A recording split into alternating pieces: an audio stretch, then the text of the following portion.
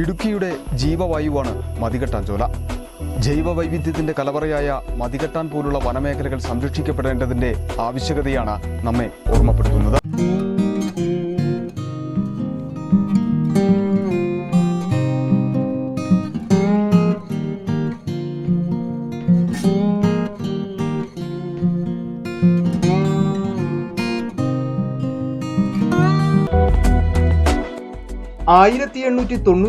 തിരുവിതാംകൂർ സർക്കാർ മതികെട്ടാൻ മലനിരകളെ റിസർവ് വനമായി പ്രഖ്യാപിച്ചിരുന്നു.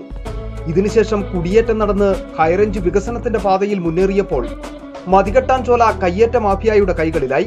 വൻതോതിലുള്ള വനനശീകരണവും മറ്റും കാലാവസ്ഥാ വ്യതിയാനത്തിനടക്കം കാരണമായപ്പോൾ കയ്യേറ്റക്കാരെ ഒഴിപ്പിച്ച് 2003 നവംബർ 21 മതികെട്ടാൻ ദേശീയ ഉദ്യാനമായി പ്രഖ്യാപിച്ചു. 12.817 ചതുരശ്ര കിലോമീറ്റർ വ്യാപിച്ചു കിടക്കുന്നതാണ് മതികെട്ടാൻ ചോല. കത്തി നിൽക്കുന്ന വെയിലിലും ഹൈറേഞ്ചിന് കുളിര് പകർന്നു നൽകുന്നത് ഈ പച്ചപ്പാണ്. തമിഴ്നാട്ടിൽ നിന്നും വീശിയടിക്കുന്ന ഉഷ്ണക്കാറ്റിനെ തടഞ്ഞു നിർത്തി മലയോരത്തിന്റെ തനത് കാലാവസ്ഥ നിലനിർത്തുന്നതും മതികെട്ടാൻ തന്നെ.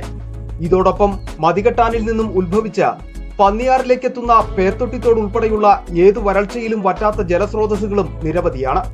അതുകൊണ്ടുതന്നെ ഹൈറേഞ്ചിന്റെ കുടിവെള്ളവും ജീവവായുവും മതികെട്ടാനാണെന്നാണ് പറയപ്പെടുന്നത്.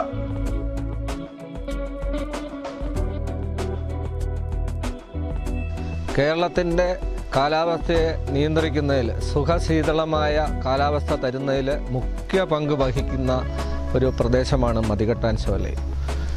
ലോകത്ത് തന്നെ അപൂർവ ഇനം സ്പീഷീസുകൾ പുതിയതായി ഉണ്ടാകുന്ന ചെടികളായാലും ജീവികളായാലും ഉടലെടുക്കുന്ന അപൂർവം സ്ഥലങ്ങളിലൊന്നാണ് മതികെട്ടാൻ ചോല. അത്രയ്ക്ക് പരിസ്ഥിതി പ്രാധാന്യമുള്ള ഈ പ്രദേശം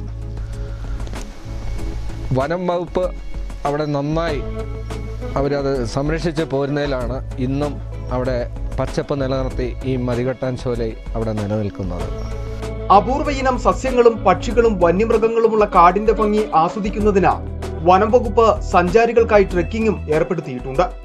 9 കിലോമീറ്റർ കാട്ടിലൂടെ സഞ്ചരിക്കാം.